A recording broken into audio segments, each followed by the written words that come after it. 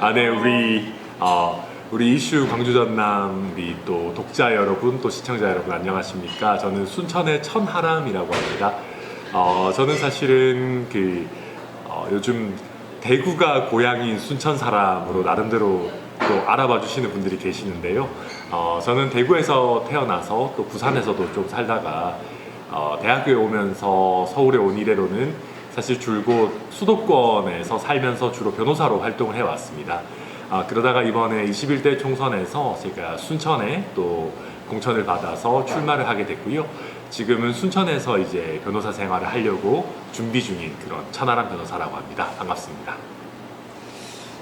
저 학교는 초등학교는 대구 초등학교라는 데를 나왔고요.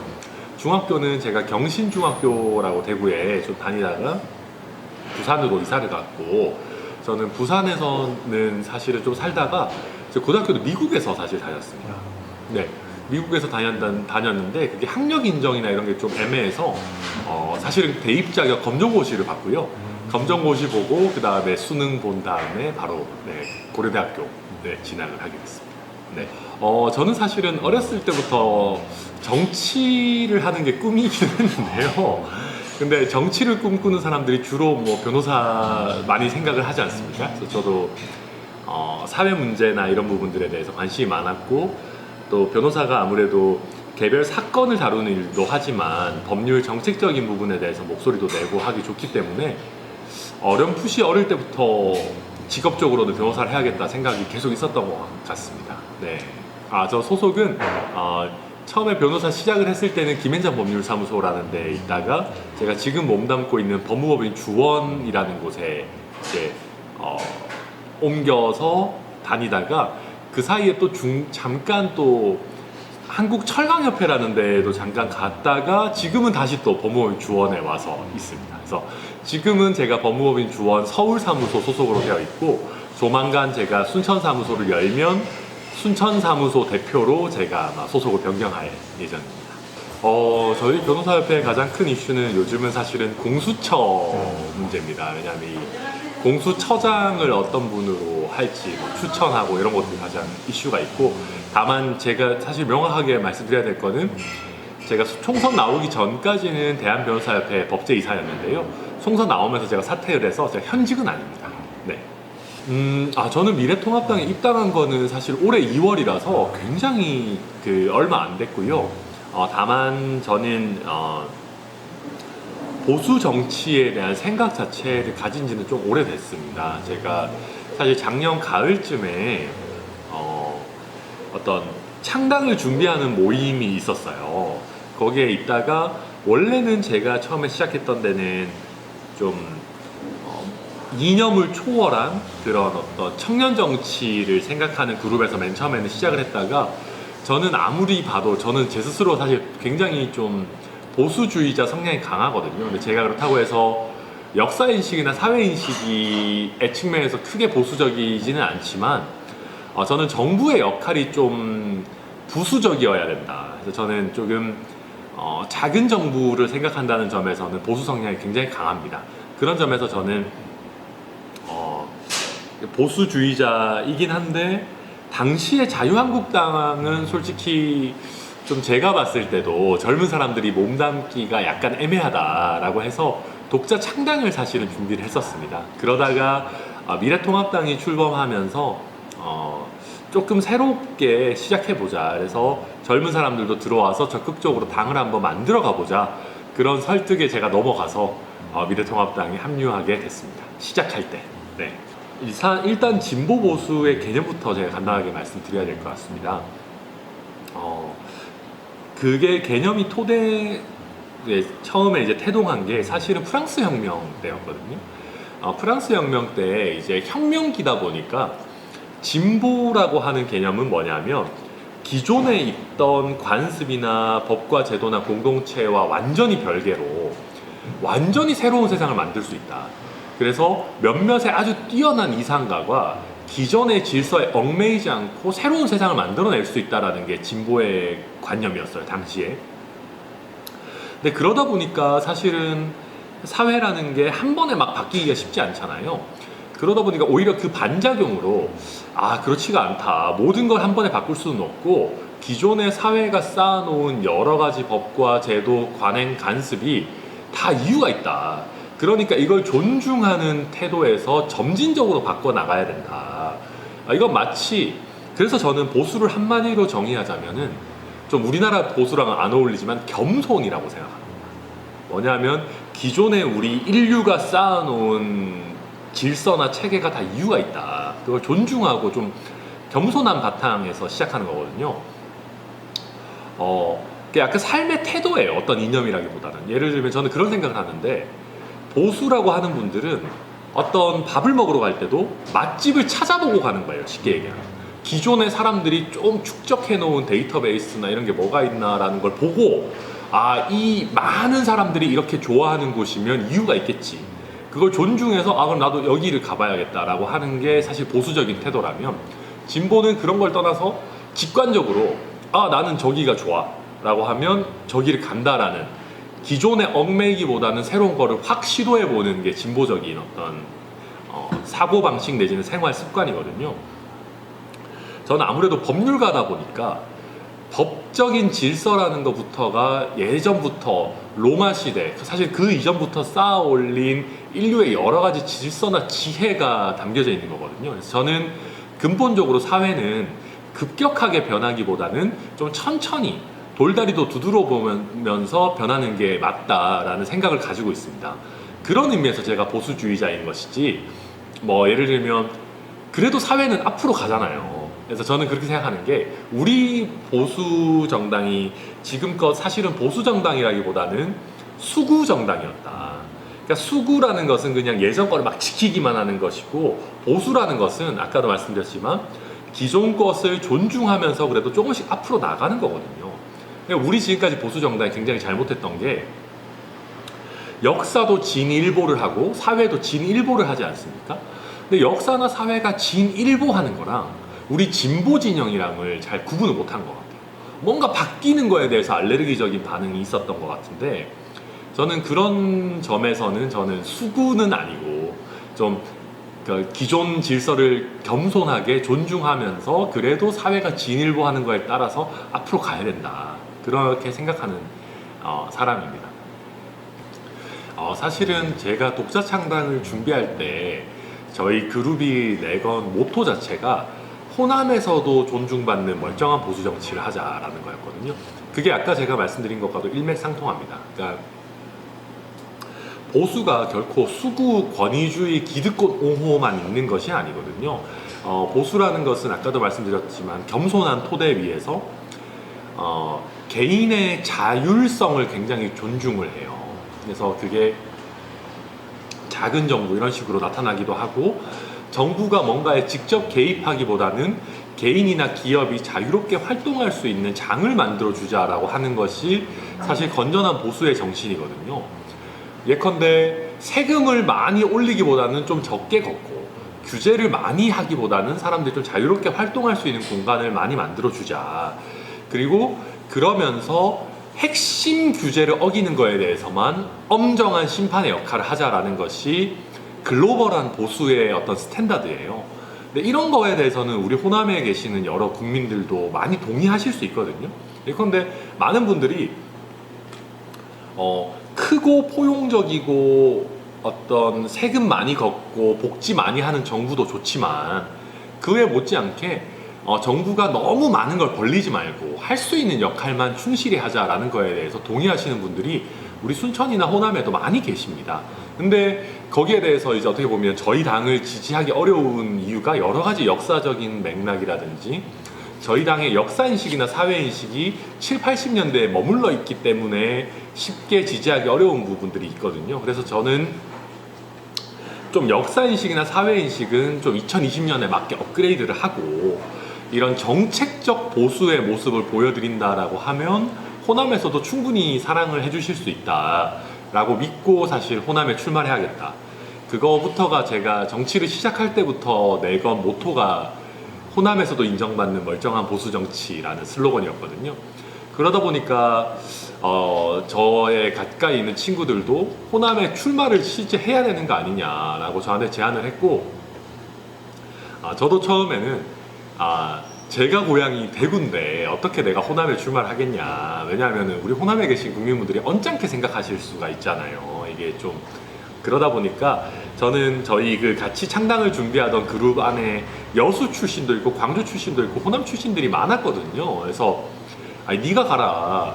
그러면 고향이 네가 호남이니까 그렇게 얘기를 했는데 그 친구들이 또 그런 케이스들은 많이 있다. 뭐 예를 들면 민주당의 김부겸 의원님도 계시고 저희 당 이정현 의원님, 정운천 의원님도 계시고 근데 고향이 영남인 사람이 호남에 출마하거나 고향이 호남인 사람이 영남에 출마한 경우는 사실 아직 거의 없으니까 우리가 정말 우리 세대에는 지역주의라는 게 없다. 정치에서도 사실상 이제 끝날 거다라는 거를 보여주는 의미에서 대구 출신인 네가 호남에 출마를 해라. 그래서 저도 이제 고민을 좀 많이 하다가 알겠다. 그러면 출마하겠다라고 호남 출마를 결심을 했고요. 그러고 나서 사실은 저는 처음에는 광주나 목포에 출마를 하려고 생각했었습니다. 어떻게 보면 조금 더 상징성도 크고 순천 같은 경우에는 사실 우리 이정현 의원님이 이미 두 번 도전하신 적이 있고 성공하신 적이 있다 보니까 오히려 상징성을 생각한다면 대구 출신이 광주에서 출마한다. 이게 어떻게 보면 더 좀 그럴 수 있잖아요.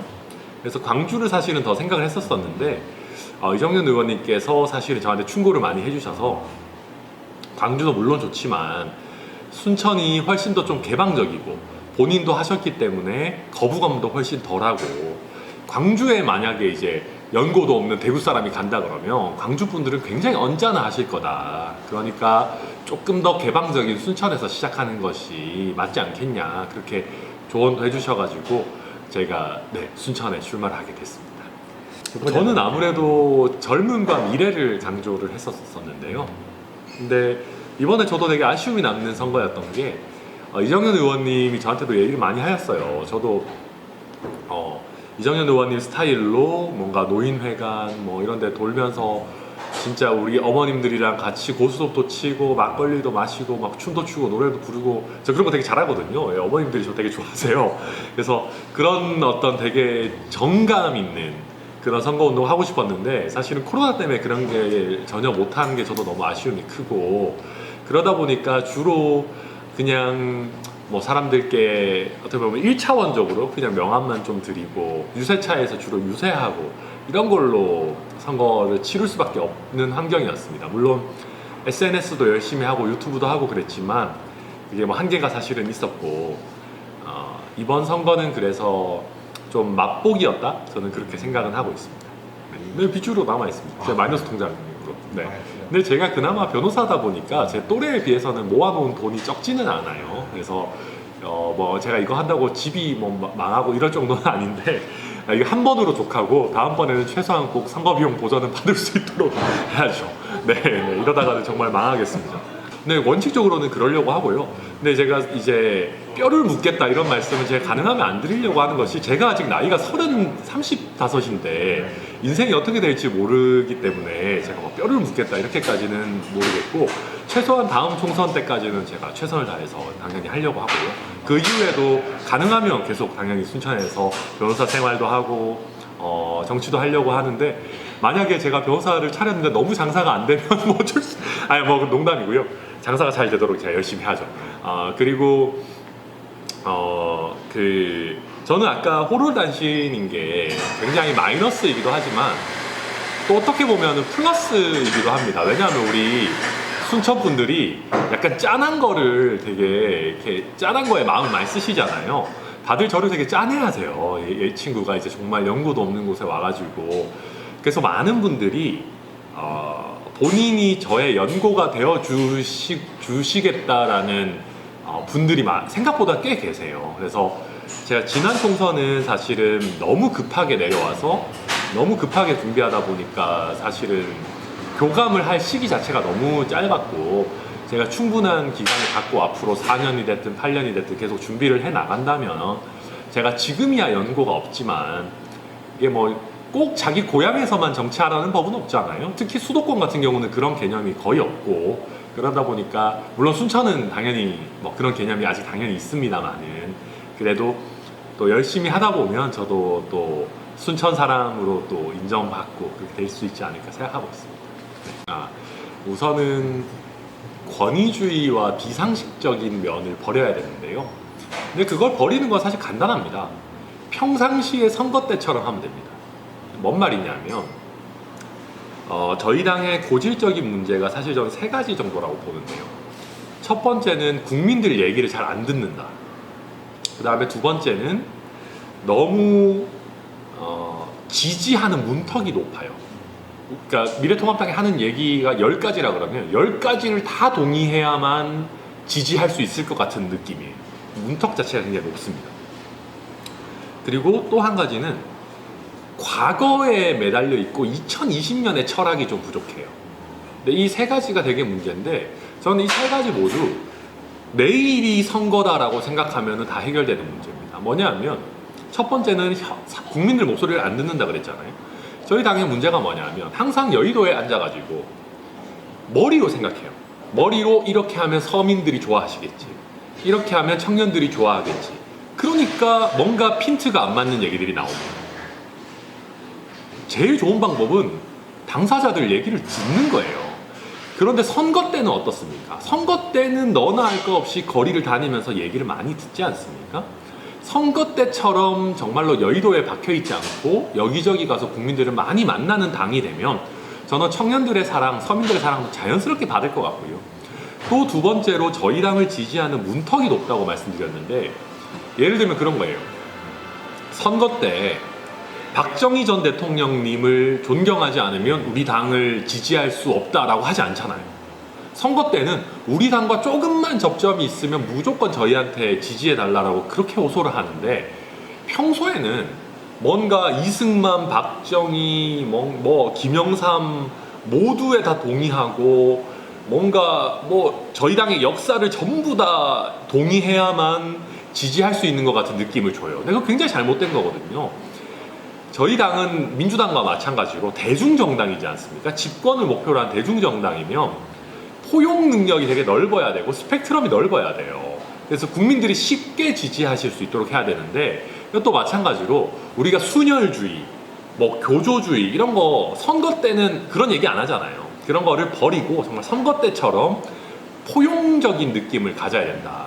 그래서 저는 두 번째로 그런 생각을 드리고 세 번째 철학이 없다라는 얘기도 저는 철학이 거창한 게 아니에요. 우리가 김종인 위원장도 이번에 오셔가지고 보수니 진보니 그게 중요한 세상이 아니다. 지금의 시대에 맞는 목소리를 내야 된다라고 하시는데 저도 적극적으로 동의하거든요. 물론 근본 철학은 있기는 있어야 되겠지만 당장 국민들이 바라시는 거는 보수니 진보니 이런 게 아니에요. 당장 국민들의 삶에 어떠한 도움이 되느냐 그건데 그것도 선거 때처럼 하면 됩니다. 선거 때처럼 국민들 만나가지고 선거 때만 되면 유관기관도 돌면서 뭐 도와드릴까요? 지역의 수건 사업은 뭡니까? 현안은 뭡니까? 난리치고 뭐든 다 해줄 것 같이 하는데 그래서 저는 우리의 철학 자체가 말하는 정당이 아니고 듣는 정당이 돼야 된다. 저는 우리가 권위주의적이고 뭔가 국민을 가르치려고 하잖아요. 청년들이 제일 싫어하는 게 그거거든요.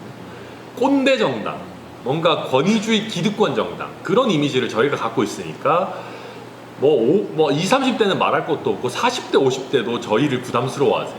그러니까 저희가 해야 되는 거는 선거 때처럼 권위주의를 내려놓고 현장에 다니면서 국민들의 목소리를 들으면 그러면 국민들이 좋아해 주실 겁니다. 그래서 저는 요약하자면 가르치려고 하고 말하는 거 좋아하는 권위주의 꼰대 정당에서 좀 벗어나서 좀 겸손하고 사람들 이야기를 많이 듣는 그런 정당만 돼도 저는 대성공이다 그렇게 생각하고 있습니다. 네, 너무 하신 말 너무 많은데요. 진취라는 캐치프레이즈 그리고 약자와의 동행 이런 컨셉이나 어떤 그런 방향성 자체는 저도 200% 동의하고 너무 잘 잡으신 것 같습니다. 또 한 가지 부탁드리고 싶은 거는 저는 현장 비대위를 많이 했으면 좋겠어요. 그러니까 현장에 와서 여의도에 앉아서 우리끼리 회의실에서 막 폼 잡으면서 이렇게 회의하는 거 말고 순천에도 한번 오시고 정말 어려운 국민들 또 오시고 해고당한 분들 코로나 때문에 해고당한 분들한테도 한번 가서 그분들 얘기도 좀 들어보고 미혼모 분들 얘기도 직접 가서 들어보고 세월호 피해자분들 얘기도, 유가족분들 얘기도 직접 가서 좀 들어보고 욕먹는 걸 두려워해서는 안 돼요. 정치인이 기본적인 자세가 쓴소리를 듣는 거예요. 근데 우리 당이 기존에 보면 쓴소리 듣는 거는 꺼리고 뭔가 우리 지지층 분들 막 모아놓고 태극기 집회하는 데 가가지고 박수 받고 그러면은 발전이 없어요. 그래서 저는 김종인 비대위에 드리고 싶은 얘기는 쓴소리를 하는 국민의 품으로 아예 뛰어들어라. 가서 쓴소리가 듣는 게 그게 바로 보약이다. 거기서 뭔가 새로운 아이디어가 나온다. 저는 그 얘기를 드리고 싶고요. 그 다음에 과거의 보수와 지금의 보수한테 드리고 싶은 말씀은 그거예요. 보수가 뭔가 옛날 거를 지키고 이런 것 같은 느낌이지만 꼭 그렇지 않아요. 옛날에 보면 새마을 운동 때 같이 생각해 봅시다. 우리 보수가 경제 성장을 사실 더 우선하는 경향이 있죠. 근데 그때는 그게 사실은 개혁이었어.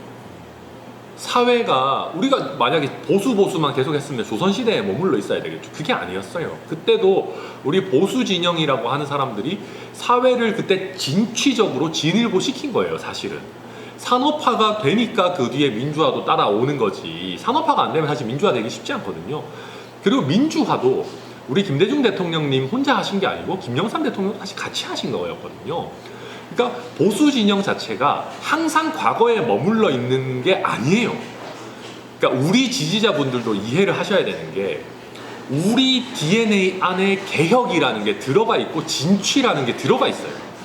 근데 이제 와서는 뭔가 과거의 향수만 너무 찾는 경향이 있어요. 그래서 우리 스스로 우리가 갖고 있는 진취적인 DNA를 발현을 시켜야 된다. 과거의 향수만 갖고 살고 있으면 우리는 70년대, 80년대를 추억하는 분들이 없어지면 우리 당도 없어지는 거죠. 근데 제가 아까도 말씀드렸지만 보수라는 거는 그런 게 아니거든요. 보수라는 거는 전 세계에 다 있는 거예요. 전 세계 어디나 보수 정당과 진보 정당이 균형을 맞추면서 서로 왔다 갔다 하면서 집권하는 게 선진국의 모든 정치의 현상이거든요. 보수라는 게 예를 들면 과거 산업화 이런 거에만 국한되는 게 결코 아니에요. 그냥 세상을 보는 마음가짐이기 때문에, 그러니까 보수라는 게 그런 식으로 세상을 어떻게 접근할 거냐, 기존 질서를 존중하면서 차츰차츰 변화해 나가자라는 보수의 정신은 결코 나쁜 게 아니거든요. 그래서 저는 요약하자면 우리 스스로 과거에 얽매이고 과거에만 향수를 느끼는 거는 그냥 수구에 불과해요. 그게 아니라 세상을 조금씩 변화시켜 가면서 돌다리도 두드려가면서 좀 안전하게 차츰차츰 개혁해 나가자. 이게 보수의 정신이다. 그러니까 진취라는 게 진보의 전유물이 아니라 우리 보수도 충분히 할 수 있다라는 생각을 저는 가져서 대한민국 사회, 보수니 진보니가 사실 뭐가 중요해요. 대한민국 사회를 발전시키면 되는 거니까 그 역할을 우리도 충실히 해야 된다. 네, 그 말씀을 드리고 싶습니다. 저는 감히 21세기는 보수의 세기가 될 거라고 말씀드리고 싶습니다. 그리고 아마 제가 저희 당을 대표하는 자리에 갈 때는 많은 분들이 저희 당을 지지해 주시리라고 믿고 있습니다. 왜 그러냐면 정부가 많은 것을 국민들께 제공해 드리는 것이 편하고 좋은 측면은 있어요. 그런데 정부가 너무 많은 거를 하려고 하다 보면 자연스럽게 비효율도 생기고 또 공공부문이 너무 커지면 거기서 나중에는 감당이 안 되는 부분들이 많이 생깁니다. 보수는 아무래도 정부가 그렇다고 아무것도 안 하라는 것이 아니라 정부는 정부가 잘하는 일을 하고 민간에서는 또 민간이 잘하는 일을 하고 또 학계는 학계가 잘하는 일을 하고 각각이 분업을 하자는 거거든요. 저는 그래서 앞으로 펼쳐질 21세기는 정말 창의성이 중요한 시기라고 생각합니다. 최근에 보면 앨런 머스크가 아예 본인이 뭐 우주선도 쏘아 올리고 테슬라 같은 전기자동차도 막 만들어내고 정말 뛰어난 한 사람의 엄청난 아이디어가 10만 명, 100만 명을 먹여 살리는 세상으로 가고 있거든요. 그럴 때 그러면 우리가 선택을 해야 됩니다. 정부가 많이 개입해서 많이 이래라 저래라고 하는 세상에서 그런 혁신이 많이 나올 것인가, 아니면 정부는 조금 뒤로 물러나서 어떤 개인과 기업이 자유롭게 활동할 수 있는 플랫폼을 만들어 줄 때 그런 좋은 혁신이 많이 나올까 생각하면 답은 간단합니다. 저희 보수가 이야기하는 작고 효율적인 정부가 사실은 훨씬 더 미래의 창의성이라든지 혁신에는 도움이 되는 측면이 분명히 있을 겁니다. 그래서 젊고 진취적인 분들일수록 저는 저희 보수의 철학에 많이 동의해 주시리라고 저는 믿고 있습니다. 다만 그렇다고 해서 저희가 그냥 자유방임으로 놔두면 안 되겠죠. 자유방임으로 놔두는 거는 말 그대로 승자 독식, 약육강식이 되는데 저는 그런 것은 우리나라 사회에 어울리지 않고 우리나라 사회는 이미 지금도 경쟁이 과도한 측면이 있습니다. 그러니까 정부의 역할은 경쟁이 너무 지나치지 않도록 플랫폼을 잘 만들어주고 특히 강자가 약자를 상대로 부당한 압력을 행사하지 않는가, 반칙을 하지 않는가 이 부분을 늘 충실하게 보고 엄격한 심판이 되어야 된다. 그런데 지금의 저희 보수 정당이 그 부분에서 사실 미약해요. 그냥 대기업이랑 기득권 편을 들 때가 많이 있거든요. 저는 그런 부분은 저희가 명확하게 선을 긋고 정말 공정한 심판자의 역할을 제대로만 할 수 있다면은 저는 저희 보수 진영이 국민 여러분께 많은 사랑을 받을 거라고 믿고 있습니다. 그래서 저희도 기본에 충실하고 정말 원칙과 철학을 지키는 정당이 될 수 있도록 저부터 최선을 다할 테니까 보수라고 하면 뭐 손살에 치시거나 고개를 젓지 마시고 지금의 현실은 저희가 부족한 게 많지만 그래도 앞으로 저희가 만들어 나갈 미래에 대해서는 조금 관심을 갖고 봐주시기를 꼭 부탁드리고 싶습니다. 감사합니다.